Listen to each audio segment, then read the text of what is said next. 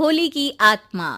बचपन से शहर में रहने वाला मनोज इस साल होली की छुट्टियों में अपने गांव दुर्गापुर वापस आता है, जहां उसे देख पूरा गांव खुशी से झूम उठता है।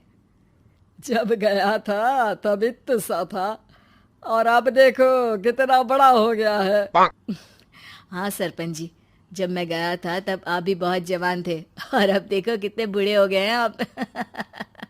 चलो चलो, बढ़िया है। बच्चा घर वापस आ गया। इसी खुशी में आज रात पार्टी होगी।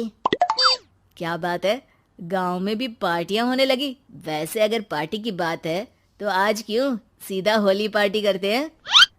होली पार्टी की बात सुन चहल पहल में अचानक सन्नाटा छा जाता है, जिसे देख मनोज को कुछ अजीब लगता है। लेकिन तभी सरपंच बात पलट देता है।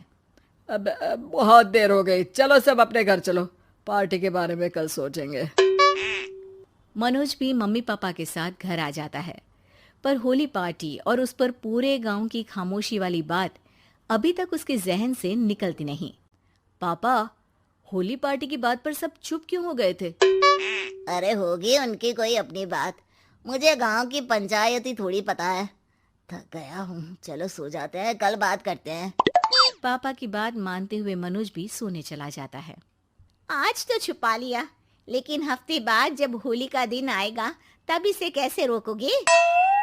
अगली सुबह सूरज के साथ ही मनोज भी गांव घूमने निकल जाता है, जिस पर रास्ते में उसे अपनी ही उम्र के कुछ लड़के भी मिलते हैं, जिनसे दोस्ती कर अब वो उनके साथ घूमने लगता है। इसी तरह कुछ दिन बीत जाते हैं और होली नजदीक आने लगती है। दोस्तों, होली में 4 दिन ही बचे हैं, पर गांव में उसकी कोई तैयारियां क्यों नहीं दिख रही? क्योंकि यहाँ होली नहीं मनाई जाती। अरे पर ऐसा क्यों? वो राजा भूषण।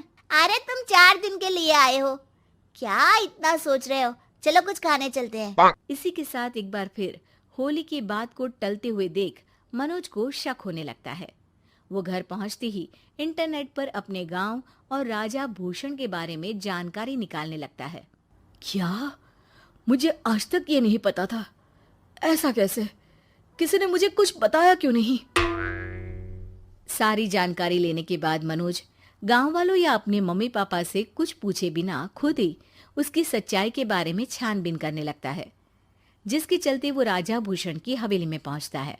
वाह, क्या हवेली है यार। पर क्या यहाँ सच में कोई भूत है?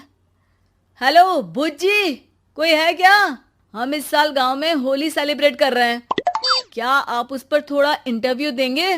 मनोज के ऐसा बोलते ही गांव में तूफान उठ जाता है और हवेली में रखी सारी चीजें हिलने लगती है। एक अदृश्य शक्ति मनोज को धक्का देकर हवेली से बाहर निकाल दरवाजा बंद कर लेती है। ये सब देख मनोज हैरान रह जाता है।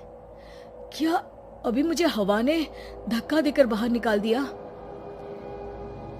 मेरे होते हुए इस गांव में कभी होली नहीं मन सकती, इसलिए दोबारा ऐसी कोशिश भी मत करना, अंजाम बुरा होगा। आवाज सुन मनोज हैरानी से इधर उधर देखने लगता है, पर उसे कोई दिखाई नहीं देता। वो गांव वापस आ जाता है, जहां तूफान की वजह से सब कुछ तहस महस हो चुका होता है। आखिर ये तूफान आया कैसे? ना ऐसा कोई मौसम था और ना ही हमने होली का त्योहार मनाने की बात की थी। सरपंच की बात पर कोई रिएक्शन दिए बिना मनोज चुपचाप अपने घर चला जाता है। इस तरह देखते ही देखते होली का दिन भी आ जाता है और मनोज रंग लेकर गांव में निकल जाता है, लेकिन गांव पूरी तरह खाली होता है। अरे त्योहार का दिन है, धूमधाम की जगह मातम क्यों मनाया हुआ है? मनोज की आवाज सुन सब अपने घर की खिड़कियां खोल के घर के अंदर से ही उसे वापस जाने के लिए कहने लगते हैं, पर वो किसी की नहीं सुनता।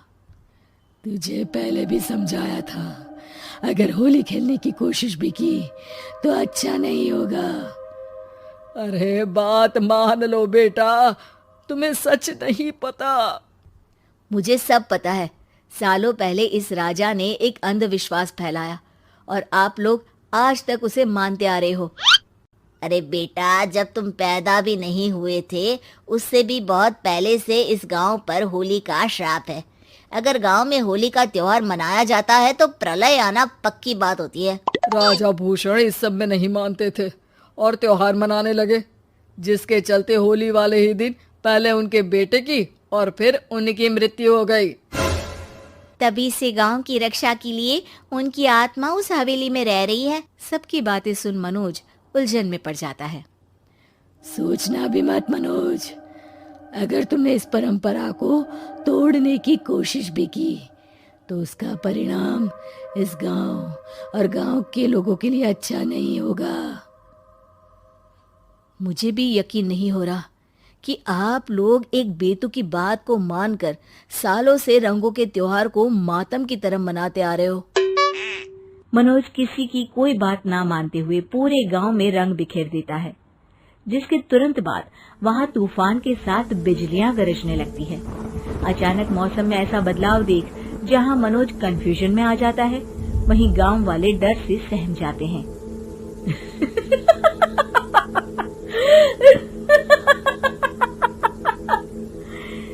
इस लड़के ने हमारे जैसे सिर्फ अपने स्वार्थ के लिए नहीं बल्कि पूरे गांव की खुशियों के लिए यहाँ होली मनाई है, जिस वजह से अब इस गांव पर होली का श्राप टूटता है। ऐसा बोलकर राजा का भूत वहां से गायब हो जाता है, जिसके बाद गांव के लोग धूमधाम से होली मनाते हैं। खुशियों के रंग गांव में बिखरे ही होते हैं कि अगली सुबह अचानक मनोज कहीं गायब हो जाता है और एक बार फिर गांव में होली का नया राज शुरू हो जाता है।